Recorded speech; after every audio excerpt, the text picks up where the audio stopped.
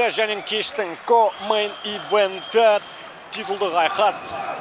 Рамазан Гасанов және де Серікбай Ходжабаев арасындағы жекпе-жек. Соглавный бой вечера. Серикбай Ходжабаев против Рамазана Гасанова. Вторая защита титула для Рамазана. И я не знаю уже какой, наверное, третий или четвертый титульный шанс для Серикбая. Он много раз пробовал себя в боях за титул, но пока не получалось. Возможно, эта попытка увенчается успехом. Ходжабаевтың қанжығасына бүгін белбеу байланады ма, жоқ па, барлығы өз қолында. Сондықтан 5 раундтық текетіресте Ходжабаев дайындығын өте жоғарғы деңгейде жасай алды деген сенімдеміз. Гасанов ақырын жүріп анық басатын жауынгер қауіпті. Хайги қазір. Ну, если говорить про сильные и слабые стороны бойцов, то, конечно же, Гасанов — это тот боец, который отлично борется, отлично контролирует. В ударке он не так хорош, но при этом с каждым боем мы видим его прогресс и в этом направлении. Ну а если говорить про Серикбая, то это очень духовитый парень, который всегда идет до конца с хорошим кардио. И вот сейчас мы проверим, что это кардио может противопоставить борьбе Гасанова. Гасановтың ұмтылысы біз білетін, біз күткен сценарий. Және Ходжабаев осы тұста мына бір әдістің ақырына дейін жеткізе алады ма? Ну, отсюда очень сложно будет задушить. Нет контроля ногами. Бір аяқ әзірге түйіндеуші фактор ретінде Ходжабаевтың бір аяғы тиісті жерінде тұрған жоқ. Сондықтан Гасанов қазір қалай болса да шыдас беріп, Ходжабаевтың құрсауынан шығып кетуге барын салатыны түсінікті. Және оған жақындап та қалған сияқты. Бірақ қызара бөртіп Гасанов ақырында шығарды басын. Да, не просто так Гасанов гладко выбрит. Такую голову намного проще вытащить из любого захвата удушающего. Но здесь не было контроля ногами, так что это скорее была такая просто фиксация и отсрачивание, скажем так, отсрочивание как раз перехода в бэк-контроль. Но сейчас смог Ходжабаев восстановить гард. И, в принципе, сейчас мы посмотрим, насколько он хорош с позиции снизу. Ходжабаевтың қазір позициядан жағдайын әрі қара оңалту үшін не істемек керек? Әрине, барынша Гасанов күтпеген сценарий бойынша жұмыс істеген әлде қайда оңтайлырақ. Физикалық тұрғыда күш қуаты кеміс деп айтуға келмес, бірақ Гасанов міндетті түрде партиде өзінің басымдығын осылай үнемі пайдаланады. Да, Рамазан полностью сейчас в своей игре, скажем так, полностью он контролирует своего соперника, работает ground and pound, утомляет его, накидывает удары. При этом Ходжабаев попытается сейчас выйти на какой-то прием, но мешать ему будет сетка, которая за его спиной, ему не растянуться, не подкрутиться как-то. И Гасанов вот как раз этой самой сеткой очень хорошо пользуется. Отталкивает головой соперника, наносит удары и контролирует, пытается улучшить свою позицию. Шынында Гасанов шабуылды, қысымды қазір сәт сайын ширата түсті. Сонымен қатар жақсы соққы жасай алатын тұстардың барлығын көруде. Әртүрлі траекториямен соққысын жеткізіп те жатыр. Шынтақпен үнемі басы төмен, яғни қарсыластың алқымынан бір сантиметрге де алыстай қоймайды. Яғни бұл Ходжабаев сияқты астында жатқан кез келген жауынгер үшін үнемі қиындық. Ауа жұту қиын, барлық қимыл қозғалысын қарсыластың бақылап тұру қиын. Және де осындай соққылар қабақты жару мүмкін, тағы да басқа. Яғни енді төндіретін қауіп көп. Сондықтан Ходжабаевтың қазір шешетін шаруасы шаш етектен, шынын айтқанда, партерде. И самое неприятное в такой позиции для Ходжабаева, что он теряет очень много сил. На нем сейчас находится там как минимум 85 килограммов живого веса. Я понимаю, что бойцы выступают в полусредней весовой категории 77, но уверяю вас, что за сутки они набрали уже там около 10 килограммов точно. И вот Ходжабаев устает, хотя вот у него получилось встать. И Гасанов берет на жесткую гильотину. Нет, захват разорвал. Я все это к тому, что Ходжабаев устает, Гасанов скорее просто забирает раунд на бумаге. Қауіпті тағы бір ұмтылыс жасап көрді Гасанов дегенмен. Бұл раунд шындығында ешқандай қиындықсыз Гасановтың чемпионның тарапына кетті. Ал енді чемпиондыққа үміткер Ходжабаев өз мансабындағы ең бір соңғы мүмкіндікті қазір уысында ұстап тұрған шығар. Әрине, біз Ходжабаевтың ардагер тәжірибелі жауынгер екендігін білеміз, бірақ жас келген сайын, қаншама жекпе-жектер өткізген сайын, бұл кез келген файтер үшін қазір керіс санақ жасайтын уақыт. Сондықтан Ходжабаев бүгінгі өзінің мансабындағы ең бір айтулы мүмкіндікті қалай жасап шығарылады мәселе сода. Гонктен кейінгі жасалған соққы үшін қазір. Что ж, закончился у нас первый раунд. Отдаем мы его Рамазану Гасанову. Нужно что-то предпринимать срочно Серикбаеву. Нужно что-то делать, что не включает в себя борьбу и возможность Рамазана перевести себя в партер. Иначе весь бой может продлиться и пройти вот именно в таком ритме, в таком темпе и в таком стиле. Потому что Рамазан Гасанов, мы его видели уже очень много раз в Лиге Найза. У него, по-моему, как минимум 5 боев здесь. Уже вторая защита титула. И практически все свои бои он проводит именно так, в позиции ground and pound. Ходжабаевтың мансабы қазір шешуші бір кезеңге тап келген сәт, сондықтан алдарыңызда бірінші раундтың статистикасы. Енді көріп отырғандарыңыздай 4 минуттан астам бақылау, бір тейкдаун, соққылар саны, нәтижелі соққылар тағы басқасы барлығы Гасановтың еншісінде.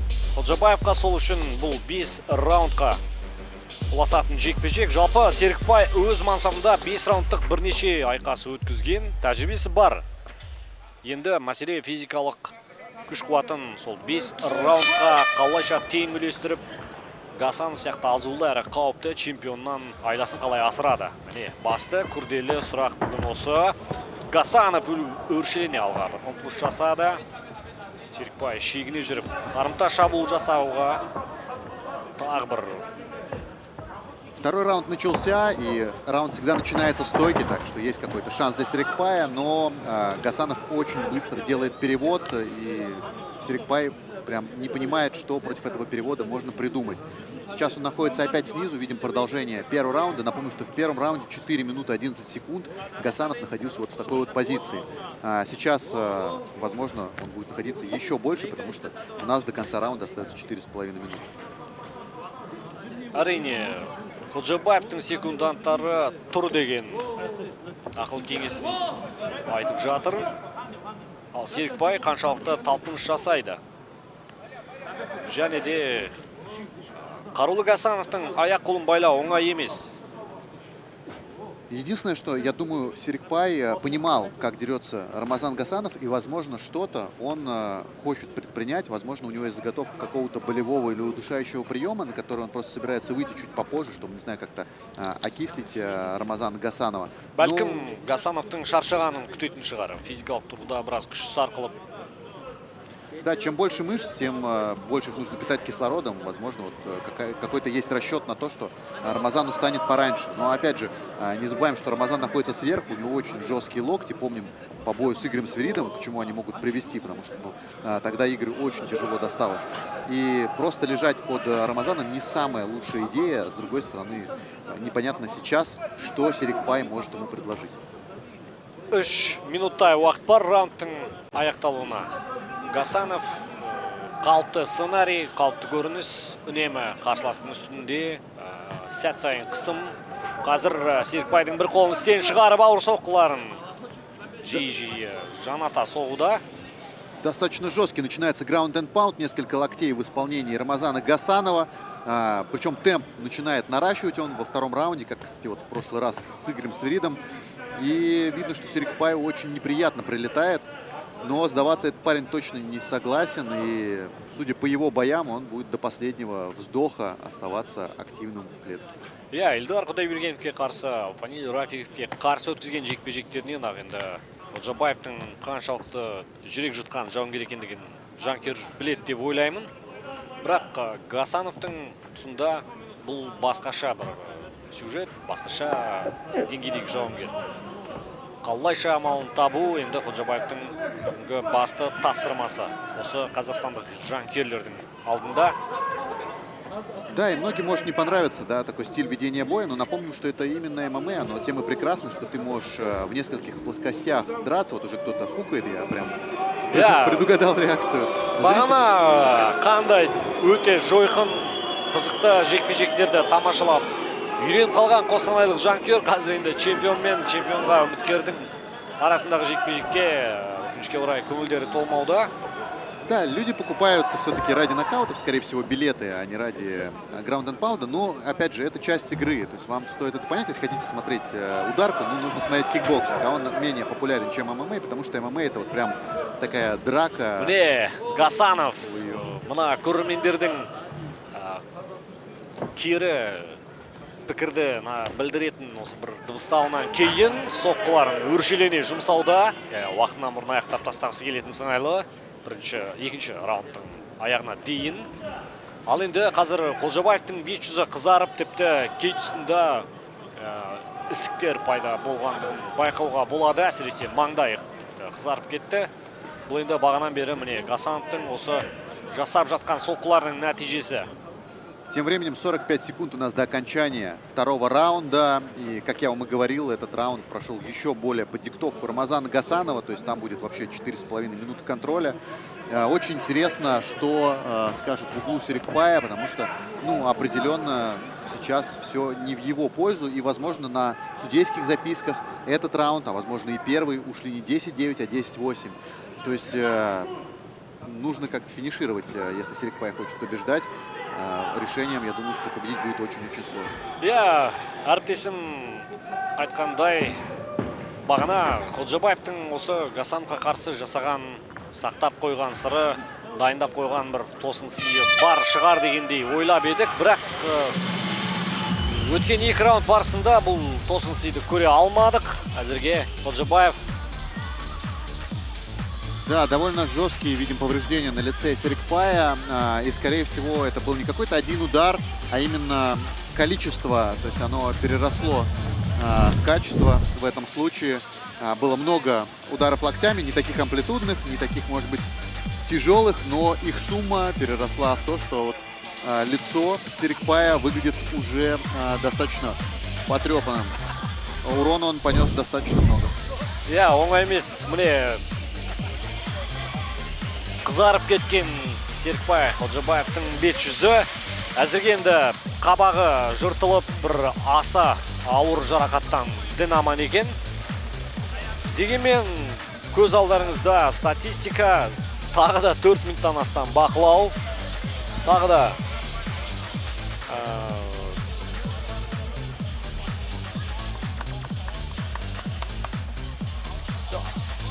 міне енді чемпиондық үшінші раунд, чемпиондық айқастың үшінші раунды басталуға жақын. Гасанов пен Қолжабаев арасындағы жекпе-жек. Гасанов тіпті маңдайынан енді тер шығып жатқандай, аса бір қиналыс байқалмайды. Тағы да күреске салады ма? Жоқ. Видно, как Серикбай не хочет лезть в борьбу, и Гасанов, видимо, после фуков решил немножко порубиться, попробовать себя не в своей стезе, но сделать это на потеху, скажем так, зрителей.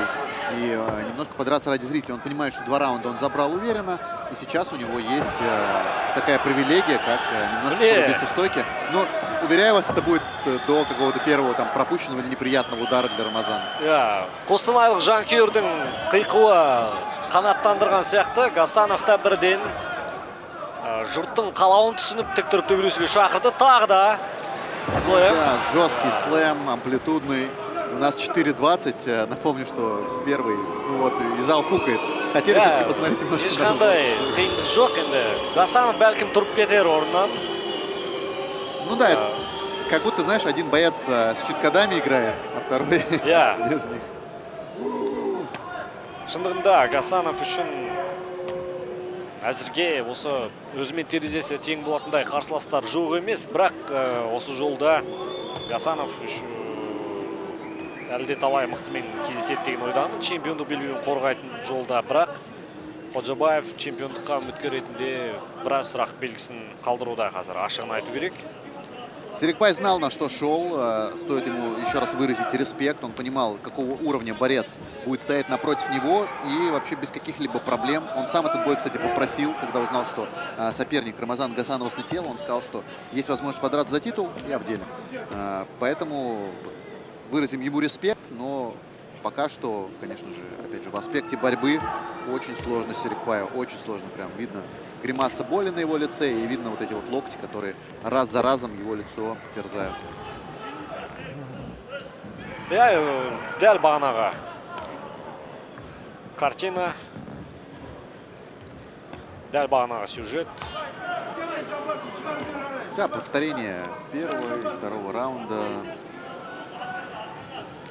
У Гасанова были хорошие соперники в Лиге Найза, тот же Игорь Сверид, но опять же, то есть не очень понятно, вот, кто готов сейчас показать такой же уровень борьбы.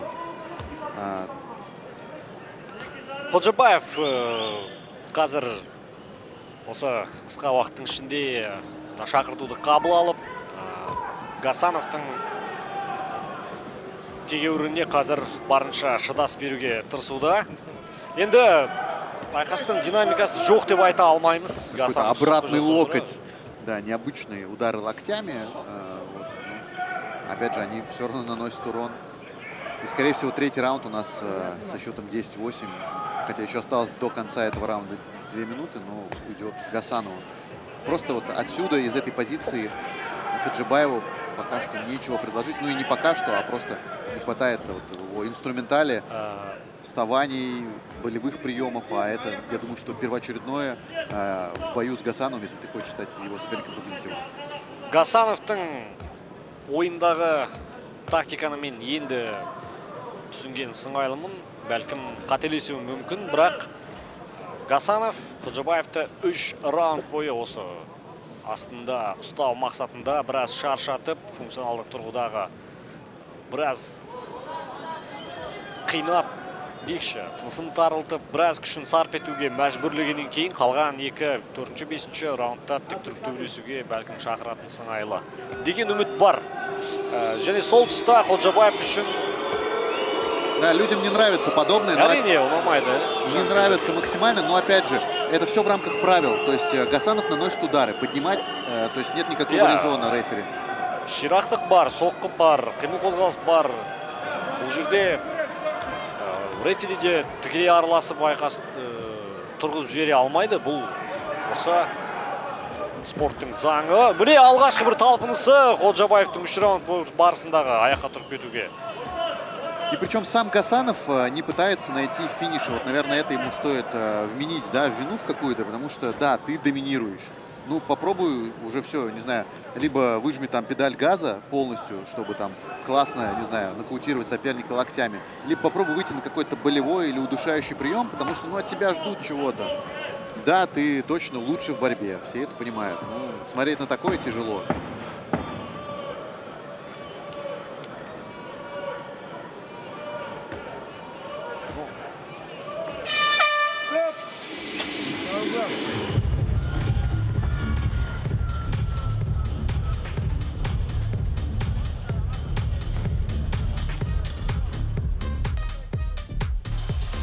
Осымен 3-ші раунд аяқталды. Енді 4-ші раунд қалай өрбиді?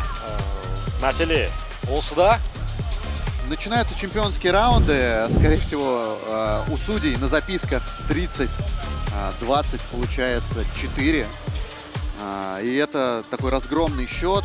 Но вот такие вот в ММА правила. Классно было бы, если бы у нас была бы какая-то возможность в 4-м раунде отключить борьбу и посмотреть ребят только в стойке, но мы смотрим профессиональное ММА. Здесь вот так вот. Надо готовиться во всех аспектах боя. Если у тебя не получается бороться с соперником, то это только твоя проблема, а не проблема твоего соперника. Начинается первый чемпионский раунд.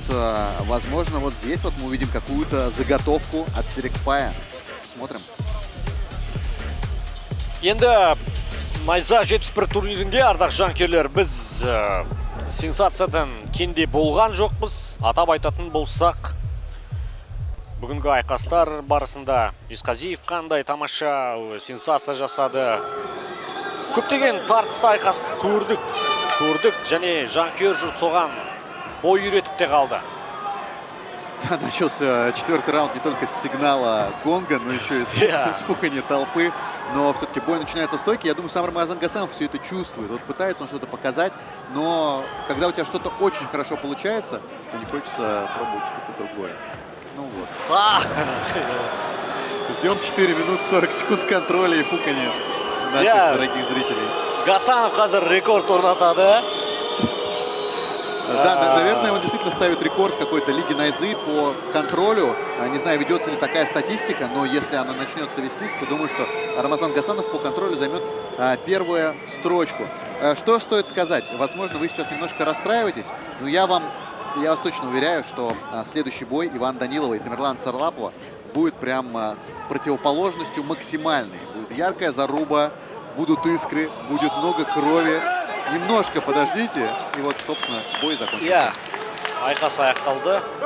Или что? Что-то случилось? Я не понял. Айқас аяқталды ма, әлде қолынан жарақат алды ма? Головами ударилась? Не совсем понимаю, что случилось.